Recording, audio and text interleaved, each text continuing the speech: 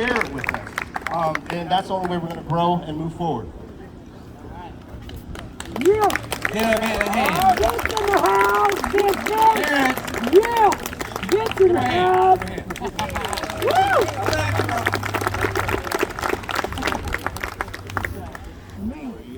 So, hi. Hi.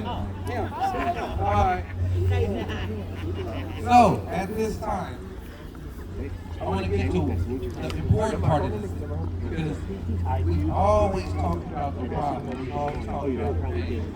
It's important. But what I'm about is black on black solution. Yep. With that, I want to highlight the black men who I work with on a daily, who put their lives into it. And I want to start out with this young man right here, Lakayana D. He's a transplant, but he's rooted in it. And you know, what I like about this brother right here, as a young man, he doesn't accept what old cats like do. He asks why. Then he asks, can you do it better? And then when he leaves the room, he does the same thing.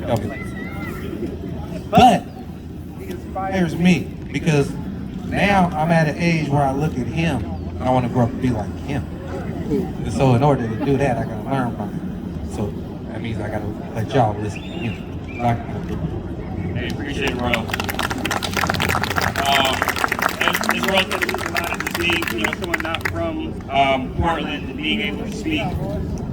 Someone who's done so much for the community. I just want to start by first connecting what we're doing here. What we're doing here in Portland with movements around.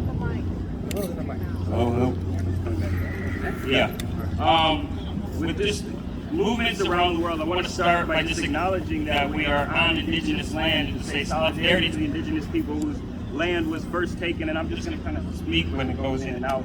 I also want to say solidarity with the Asian community, which is also experiencing a lot of hate right now. I want to say solidarity with the people we don't see here today, the people incarcerated in a country that locks up more people than any other country in the world, that are serving sentences far greater than the crimes they committed. And even so,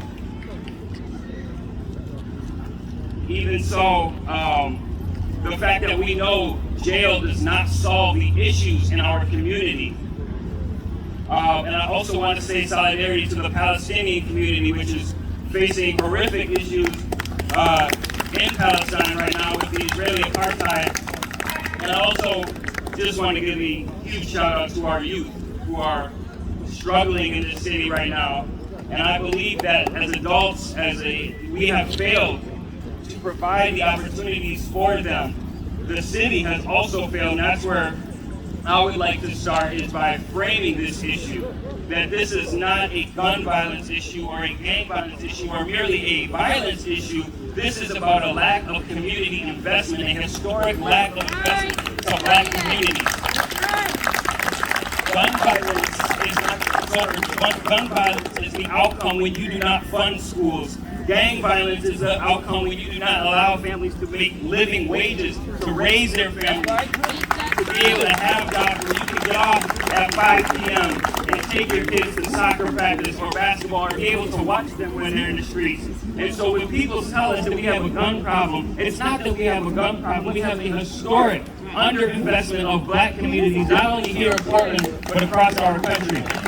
If you want to see violence in our community, you have to fund resources into them. The other piece that I want to talk about is how we talk about our black communities and use strength-based models. Every time we talk about black people, we talk about low-income families, we talk about high gang violence. Is there some other adjective that we could use to describe black people instead of low-income housing and single-parent households? How about we look at the assets, the fact that being a youth is an asset, that if we can invest in you today, you can be in college tomorrow.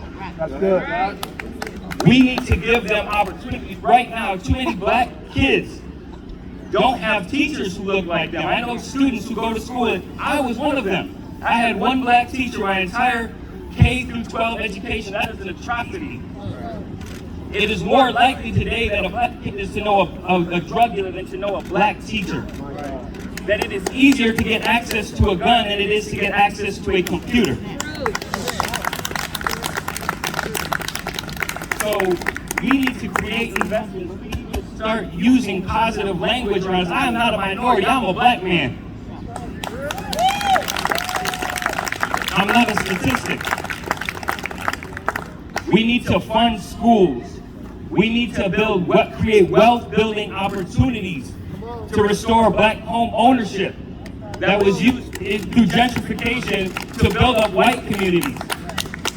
We need to take every opportunity that costs money for black children and make it free. I'm talking about everything. TriMet, college, every opportunity that we can do to create jobs and create opportunities. If you want to stop gun violence this summer, make sure every black child has a job this summer. Make sure everyone has a program that they can be in. We need jobs also for the parents too, and I'm not talking about minimum wage, working at McDonald's and things like that. We need middle class jobs, and so we need to give students now internships, real internships that give them access to middle class jobs. So I'm going to close it out with this. I have a list of asks from the community that we can do right now. First of all, Intel is a company based right here in Portland that's worth $226 billion. I'm asking them right now, give every black child a computer. You have hundreds of millions of dollars. Make sure, if you don't want a kid to have a gun at 13, make sure he's got a computer at age 5.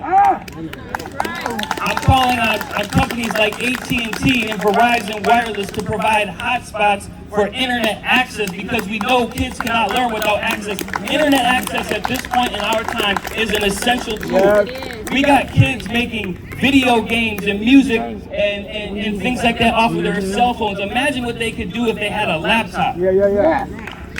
I'm calling on PPS. And I see Herman was somewhere in here. We need 100 new black teachers in our school, 10 a year. I appreciated seeing the police out here today, although I had mixed feelings about it. But if we're going to talk about community safety, we have to have black police officers as well. So I'm calling on them to hire 100 black police officers for our community. You won't have a racial bias problem if you have black police officers. Same thing with fire department. We need 100 fire department officers as well. And those are middle class jobs. Police officers are making $70,000, $75,000 and not even living in the city and not even looking like the community that they're serving. Creating a jobs program for middle class jobs for black families. The other thing, and this is especially true for my black men here, I want you to think, are you connecting with a black young man every week? And if you're not, find one. They are struggling so much, and they don't see enough people in positions of power or even just reaching out to them. I could imagine hundreds of black kids a week who could use a phone call, who could use a check-in. And that is an opportunity as we as black men, and I know some other people have spoke about it already, that's something that we can elevate and do more. We also can't forget about the East African community. Our African brothers and sisters are also black, and they're also facing issues from language barriers to moving to a new country. And I see too much division between African Americans and African immigrants, and we need to support them. And there also needs to be funding specifically earmarked for black immigrant communities to take advantage of, because there's different issues that they're facing as immigrants in this country. As I said, opening up our different opportunities. Any opportunity that costs money should be free for black students. People say, well, that's racist. How can you do that? Well, you've underinvested in black communities for so long. That's the only way you can fix it is by overinvesting in black communities. It's not racist. It's retribution. It's restorative. Reparations. Thank you. Development. We need to build home ownership opportunities for black families. We can't live in apartments. We need the same homes that were bought for us to build Salt and Straw, to build Little Big Burger. We need to bring them back, and we need to create opportunities that are affordable for black people to get into housing. Yeah. And the last thing is just for our youth. We need you. We need you to reach out to us, to make the smart decision. You're on Snapchat, you're on TikTok, you're seeing your friends talking about this stuff. You could save somebody's life. Help us. It's not snitching, it's looking out. If you care about somebody, I know if Royal care about somebody, he saw me in some kind of situation, he would reach out. And so that's what we need for our youth. And just keep your heads up. Sometimes it's unfair, sometimes it feels like the world is stacked against you, and it is, but that's not an excuse to give up. Thank you. Thank you. Yeah.